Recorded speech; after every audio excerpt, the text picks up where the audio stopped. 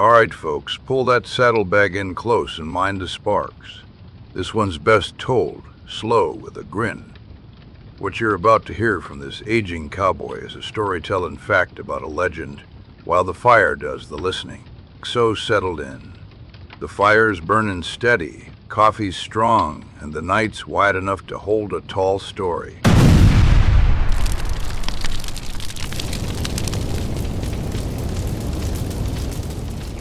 You can't talk about Texas without talking about Davy Crockett, even though he wasn't born here. Funny how that works. Some folks belong to a place not because they started there, but because they finished strong. Davy Crockett came from Tennessee, raised hard and early. The kind of boy who learned how to shoot straight and speak plainer than most men liked. He grew up with the frontier pressing in on him, learned to hunt for supper, fight when he had to, and laugh when things went sideways. Folks say he killed a bear when he was just a boy. Maybe he did. Maybe it was 2 bears. Stories like that don't sit still long. What we know for sure is this. Crockett had a way about him, a grin that disarmed, a tongue that cut clean, and a backbone that didn't bend much for anybody. He fought in wars, scouted wild country, and somehow found himself in politics without ever smoothing the dust off his boots. Went all the way to Congress, believe it or not. Sat in them fine halls and spoke his mind same as he did by a campfire. Didn't always make friends, but he made himself heard. Problem was, Davy Crockett didn't care much for falling in line. When politics started smelling too much like compromise and not enough like truth, he packed it in. Said if the government didn't want him, then Texas might. And Texas, at that time, was calling all kinds of men. Dreamers, fighters, wanderers, and folks looking for a place where a man could still make his mark. When Crockett crossed into Texas, he found a land fighting to be born. Mexico on one side, independence on the other, and tension thicker than dust in a dry wind. Crockett signed on with the Texian cause, not for land or money, but because he believed folks ought to have a say in their own lives. That was Crockett all over.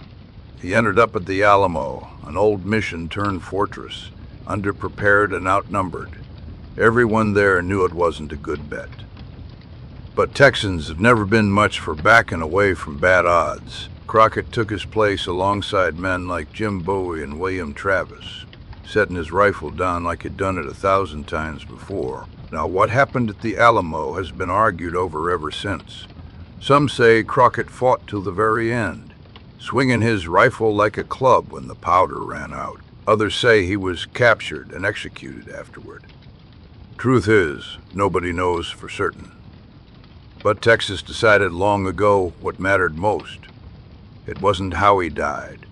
It was how he stood. Because Davy Crockett knew what was coming.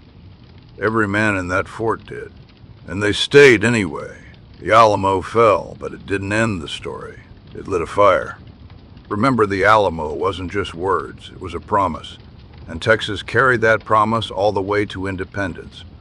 Crockett didn't live to see it, but his name stuck. Grew bigger with time. Bigger than the man himself, even. That's how legends work. Texas didn't just adopt Davy Crockett. We claimed him, made him one of ours. These days, folks talk about him like he was carved out of stone. But I like to think he was just a man who laughed loud, stood tall, and didn't step aside when things got hard. A man who walked into history with his eyes open and his hat set firm. Fire's burning a little lower now. Not much coffee left at the bottom of the cup. You know, somewhere out there, the wind still carries a name that Texas won't let go of, and never will. They called him Davy Crockett, king of the wild frontier. Thanks for joining me here on Lone Star Stories. Come on back next time. Pull up a seat by the fire and listen close, 'cause there's always another tall Texas tale to be told under the Lone Star.